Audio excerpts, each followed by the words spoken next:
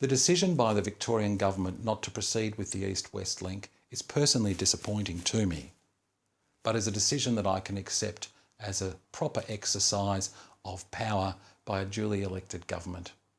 The decision means that road users in Victoria will be denied access to the safest road infrastructure for their journeys, and the decision means that the environmental performance of the road network will not be as good as it might otherwise be, but it's a decision that's open to the government to take. However, there's talk that there'll be retrospective changes to the laws, which means that the rights and obligations of the state and parties under the contract for the East-West link will be changed. That is absolutely unacceptable. My name's Professor Arnold Dix. I've spent 20 years protecting life, property and the environment all around the world. And this threat of retrospective legislative change is absolutely inconsistent with what Victoria stands for and what our country stands for. And the reason we enjoy such a high credit rating, a high standard of living, such security and safety in our country is because of the good governance of our government, both at state and at Commonwealth level. I urge the government not to even talk about retrospective legislation to change the rights of the party.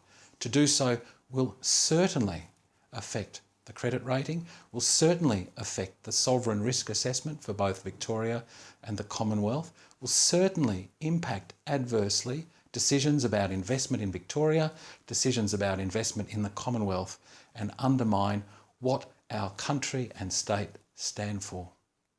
In conclusion, in my capacity as the chairman of the Contractual Practices Group of the International Tunnelling Association, a United Nations recognised body, the peak body for the world for subsurface infrastructure, I say to the Government of Victoria, as a developed nation, as a developed government, please do not exercise your power retrospectively to change the rights and obligations of parties under the contract, for to do so will bring your government and the country into discredit.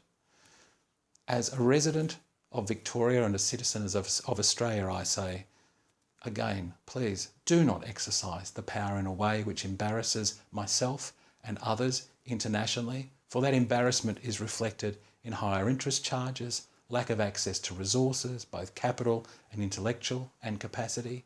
Please don't do that. Don't embarrass us. We are Victorians, we are proudly Australians, we are part of a developed nation.